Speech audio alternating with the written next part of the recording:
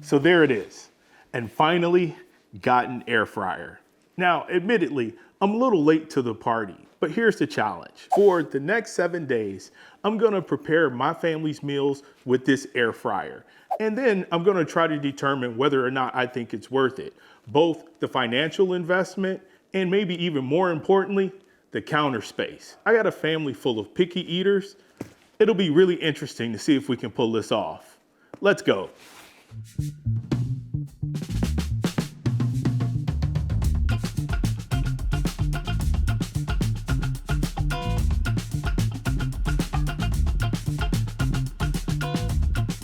Now here's our kitchen. Not exactly an abundance of countertop real estate, and truthfully, it's got a tendency to accumulate a lot of clutter. So any air fryer, or quite frankly, any appliance is gonna have to perform exceptionally well to claim a spot on this coveted countertop real estate of ours. Truthfully, we got enough junk laying around, so if something's not useful, it's gotta go. So how were we gonna pick the air fryer that was up to the challenge? And this brings me to the first two important concepts we need to discuss when it comes to getting an air fryer. Capacity, how much food can you cook? And selection, what type of air fryer do you want? And believe me, the two are intertwined. Air fryers generally come in two styles. There's the toaster oven style of air fryer, and then there's the basket style. Now for me, this was an easy decision because I already have a convection oven built into our stove, and I wanted something that more closely resembled the experience of actually frying. So I selected the basket style of air fryer. But the oven style of air fryer does have lots of advantages, such as generally being able to cook larger quantities and having a larger variety in the types of foods you can make. I mean, who knows? You may want to bake a cake in your air fryer, right? And that's actually not a bad idea. I turned to Amazon to make my selection for the specific air fryer. I like to go to Amazon for reviews because it's a place where I can get opinions from real consumers like you and I. Now, that's not to say that Amazon and its reviews aren't without problems and are completely untainted, because that's a conversation for an entirely different video. I selected the Ninja DZ550 Foodi 10-quart dual basket air fryer. Geez, that's a mouthful. This thing had a 4.8 out of 5 rating and a 5-star review rate of 89%. Now, it cost me $200, which isn't cheap by any means, but let me tell you what I like most about this thing. It has 2 baskets that could cook at 2 different temperatures that you could set to 2 different times in order to prepare 2 different foods simultaneously. Perfect solution for a family, right? Okay, so it's definitely bigger than I expected, but yeah, so let's make it work.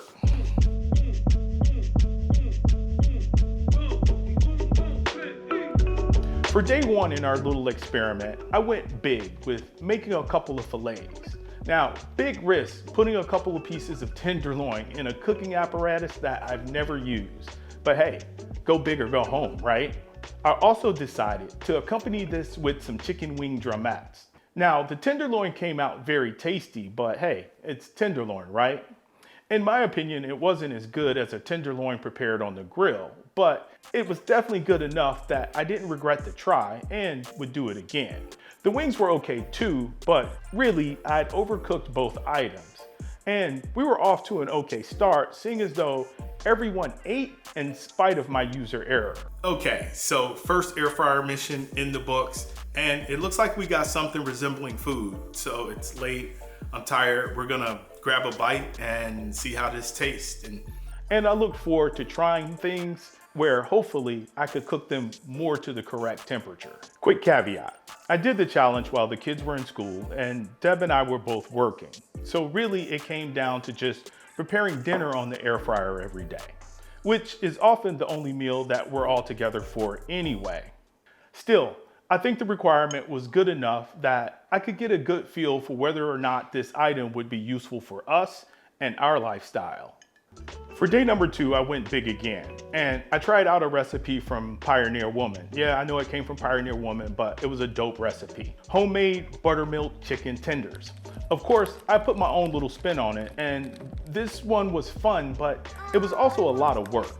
And again, the results were good. Now, it was by no means the same as regular frying, but I also felt that it was a cooler option than conventional roasting or baking. This was very much something in between. And considering the trade-off of not having to cook with a bunch of grease, maybe it was worth it. And I also made some more chicken wing drumettes. Now, you're gonna have to get used to it because I'm gonna make a lot of wings during this challenge. And that's for two reasons. One, I wanted to get it right. And two, it's one of the few things my 7-year-old daughter will eat that's not out of a box or a bag. Okay, this is where we have to talk about capacity again. If you have a large family, you may want to consider the oven style of air fryer. Although I felt I had mostly adequate cooking space, it was also barely adequate. See, the problem is that for many foods, you're gonna get the best results with the individual pieces having space. If you want that browning effect or crispy coating, best not to put too much in the basket at once. I found this variable depending on the specific food, but it was something that regularly impacted the amount I could cook at once. For day number 3, we had a repeat of day number 2. I had so much left over from the previous day, I needed to use it so that it wouldn't go to waste. So homemade chicken tenders and wings again, and it was fine. For day number 4, I air fried a couple of ribeyes. Same old story, not as good as on the grill, but also not bad. For this type of steak, you're gonna come off better grilling it or with a cast iron skillet, but this is still doable. Another note, preparing fattier cuts of steak or beef in an air fryer can be a little annoying to clean because the fat has to drip somewhere. Really quickly, we gotta talk about cleaning. And overall, I didn't feel that cleaning this device was bad at all, and it was surprisingly easy. There's essentially 2 baskets and 2 metal grates, and they seem to have a non-stick coating, and it wipes off relatively easily. I would say that that's another bonus for this device. Now, for day number 5, we had burgers and fries. I prepared the burgers in the air fryer also, and as a result, I have similar thoughts to day number 4. It works, but there's probably a better way. Now onto the fries, and this is where the air fryer shines. Makes sense, right? I mean, it's an air fryer. The fries came out great. Again, not exactly the same as fried, but pretty good. Now is a good time to talk about oil. I found that most dishes, with the exception of beef, come out better when cooked with a little bit of oil. It helps the food brown and it gives it a taste more similar to fried. Yet you're not cooking with nearly the same amount of oil as actually frying. I often found a couple of squirts of avocado oil to do the trick for me. And in this case, the fries passed the test with flying colors. The girls actually ate them. That's a big win in this household. Prior to day number 6, I gotta admit, I was getting a little tired of the air fryer. On this day, I started to look for easier options and foods probably more traditionally associated with an air fryer. We had chicken sausages, asparagus, and fries. This was an easy meal where I started to recognize the air fryer's convenience. And for day number 7, here I got really lazy and we had frozen chicken nuggets, fries, and once again, chicken wing drumettes. And finally, nailed the chicken wings, which were delicious, and I'm starting to get a good feel for this device. After hanging out with the Ninja DZ550 for a week, what do I think specifically of this device, and what did it lead me to believe about air fryers in general? I'm gonna start here. I think an air fryer is the real deal and a respectable way to prepare a meal. It's not a gimmick, but it's truly an alternative, and the results are unique unto themselves. No, it's not exactly frying, but really, that's kind of the beauty of it. I found it to be a great alternative, and it's an easy and convenient way to cook a meal. For me, it represented an opportunity to make a lot of foods that I wouldn't make at home otherwise. Like, I really don't make fries and chicken tenders and traditionally fried foods at home. But it's actually great to be able to add these foods to my repertoire because if nothing else, my kids really like them, and at home, I can cook them with a little bit healthier a spin. And as for the Ninja DZ550, this thing is great. I don't want to oversell it, but so far it seems to cook consistently, and it has a bunch of features that I really didn't care about at all, but I use them all the time. For example, I can set each basket to different temperatures at different times for different foods. Then I can use the Smart Finish function so that both items finish cooking at the same time. I mean, pretty neat, right? In addition to that, it has a built-in thermometer and much more, including some things that I haven't even investigated yet. Yeah, sure, in some ways, cooking with an air fryer feels like cooking with a blow dryer, and it kind of is. However, it works, and it works well.